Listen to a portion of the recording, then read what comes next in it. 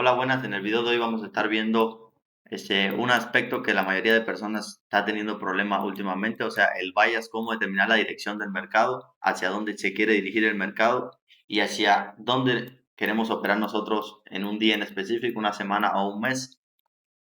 Es un problema muy recurrente ya que las personas tienen el grave problema de tener quizás y de estudiar demasiado, querer abarcar demasiado conocimiento y no saber determinar qué quieren usar en el mercado, qué herramienta, qué ventaja quieren usar sobre el mercado. Por tanto, tienen a su cerebro prestando la atención a demasiados aspectos y no se pueden enfocar. O sea, si nosotros queremos aprender sobre un tema en específico, ya sea order block, fair value gap, swing point, ese mitigation block, breaker block, lo que queramos aprender, especializarnos en un solo tema. O sea, tener claridad en nuestra mente de sobre qué vamos a buscar en el mercado a la hora de buscar nuestra dirección.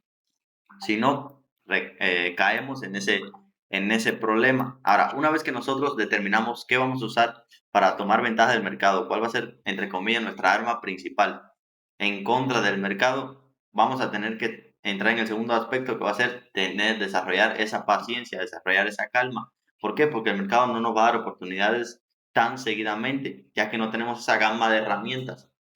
¿Qué pasa? Hay una ventaja. Si supiéramos usar toda esa gama de herramientas a la misma vez, quizás seamos capaces de ver más oportunidades, pero desgraciadamente el cerebro del ser humano no tiene esa capacidad tan amplia. Al menos al principio la vas desarrollando, aprendiendo un poquito más, pero al principio de tener tanto conocimiento y a la misma vez aplicarlo todo, no. Vas empezando y vas formando tus bases para que automáticamente el cerebro vaya, entre comillas, automatizando todos esos procesos de pensamiento. Entonces, si nosotros pensamos en tantas cosas a la misma vez, no vamos a ser capaces de hacer nada. O sea, ¿de qué nos sirve si no somos capaces de aplicar ese conocimiento? Nos enfocamos en uno y así vamos a ir desarrollando. Como nos vamos a enfocar en solamente uno, no vamos a tener esa oportunidad tan recurrente como todos los trades sueñan de que un trade todos los días, dos, tres, cinco trades diarios. No, hay días que te vas a pasar una semana sin tomar un trade, dos, tres días sin tomar un trade, pero ¿qué estamos buscando? Calidad de trade, o sea, tomar un trade de alta probabilidad, que es lo que más nos interesa a nosotros. Por tanto, vamos a tener un día nada, otro día nada, otro día nada, y un día un trade, que nos va a exigir esto, desarrollar esa paciencia, desarrollar esa calma y saber identificar con claridad hacia dónde se quiere dirigir el mercado, por qué se quiere dirigir, cómo podemos entrar. Tener esa claridad nos va a permitir a nosotros determinar ese bias con más claridad. Entonces, el bias va a estar básicamente dividido en dos partes, el higher time frame bias y el daily bias, que es el normalmente que más se habla. Normalmente el higher time frame bias nos va a dar esa visión del precio a un nivel como más macro, va a ser mucho más claro, mucho más fácil de encontrar. Por ejemplo, aquí que vamos a tener un higher time frame bias en caso de que tuviéramos en la temporalidad diaria y vayamos a bajar de temporalidad. ¿Por qué? Porque claramente aquí se ve un order flow leg a la baja. Por tanto, el movimiento más reciente, el movimiento más claro, ese va a ser nuestro higher time frame bias. Una vez empezamos a bajar de temporalidad, ya encontramos nuestro daily bias dependiendo de qué tipo de trade seamos y en qué temporalidades operemos. Este normalmente es fácil de encontrar, no tiene ningún problema. El problema que la mayoría de la gente, porque normalmente aquí la gente ve ese movimiento al alza y dicen, no, pues es un movimiento alcista.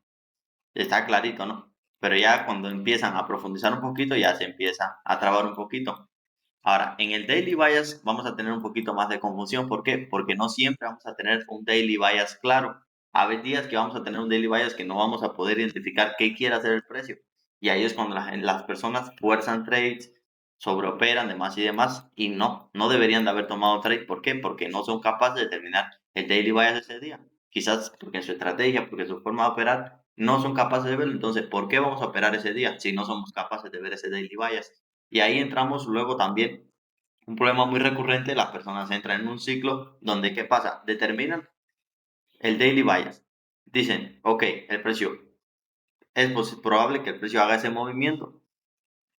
Ellos ven cómo el movimiento se desarrolla y no tomaron ninguna decisión. Y entonces en el tercer momento se arrepienten de no haberse involucrado, empiezan a pensar que se pueden haber involucrado y es un ciclo. Y al final nunca entran en el mercado. ¿Por qué no entran en el mercado?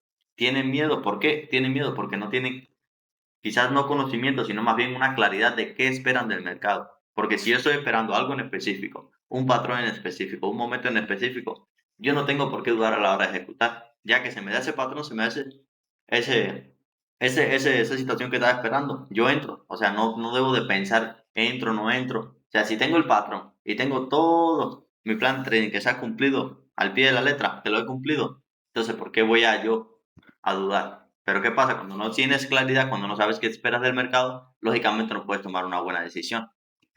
Entonces, aquí les vengo a explicar cómo identificar con claridad ese daily bias. En primer lugar, vamos a apoyarnos en los PDA. ¿Por qué? Porque el precio se va a estar moviendo de un PDA hacia otro. Normalmente lo que más utilizo y en lo que más me fijo serían en los Fair Value Gaps y en los Swing Point. ¿Por qué? Porque, por ejemplo, si venimos aquí, fíjense, el precio hace un Fair Value Gap, el precio viene a tocar el Fair Value Gap y hacia dónde se dirige, hacia un Swing Point, en este caso un Swing High. El precio reacciona a ese Swing High y hacia dónde viene a buscar, hacia este Swing Point de acá abajo. Y así sucesivamente. Reacciona este Swing Point de acá abajo y hacia dónde viene a buscar, hasta este Fair Value Gap de acá arriba. ¿Sí me explico? Y así sucesivamente el mercado se va a ir moviendo. ¿Qué pasa? Cuando nosotros tenemos esta claridad, ¿qué vamos a tener nosotros? Oportunidades. ¿Por qué? Porque tenemos que cuando el precio reacciona a este Fair Value Gap con respeto, tenemos toda esta zona de aquí hasta este swing high para nosotros operar. O sea, toda esta zona aquí de alta probabilidad en la que nosotros nos podemos dirigir hacia este precio aquí.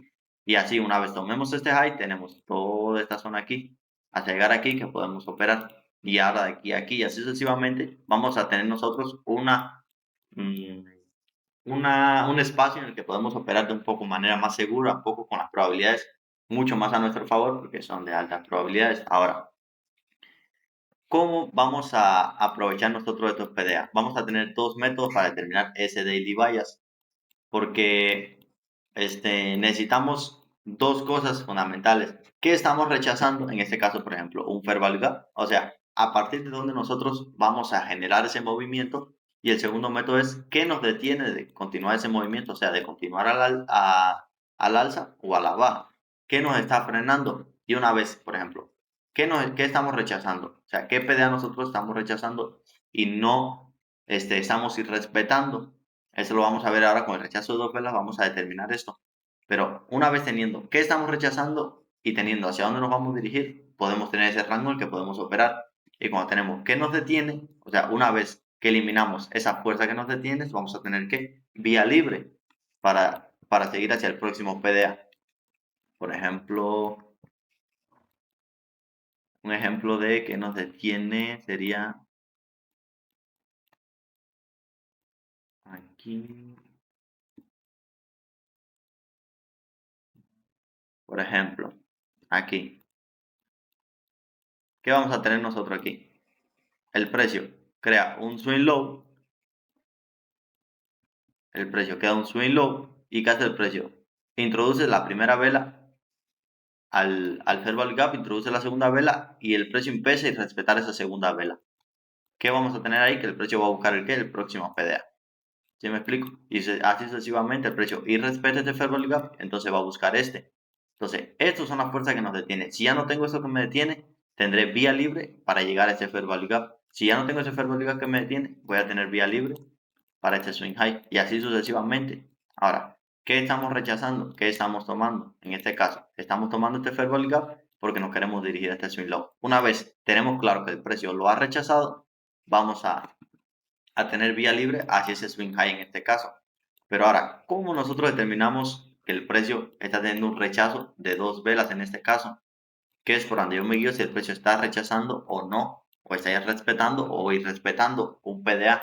Bueno, primero, si la primera vela que se introduce en ese caso, un PDA, en ese caso un Fair Value Gap, vamos a tener, si la primera vela es rechazo, como vemos aquí claramente, o sea, una mecha, esa vela de rechazo se supone que la segunda, tercera, cuarta vela, quinta van a continuar el movimiento. En caso de que la primera vela tenga rechazo, si se dan cuenta, la primera vela tiene un rechazo automático. En caso de que no tenga un rechazo y la primera vela, por ejemplo, en este caso, primera vela no rechaza este swing high de aquí, sino más bien cierra dentro de ese swing high, vamos a tener la situación de que la segunda vela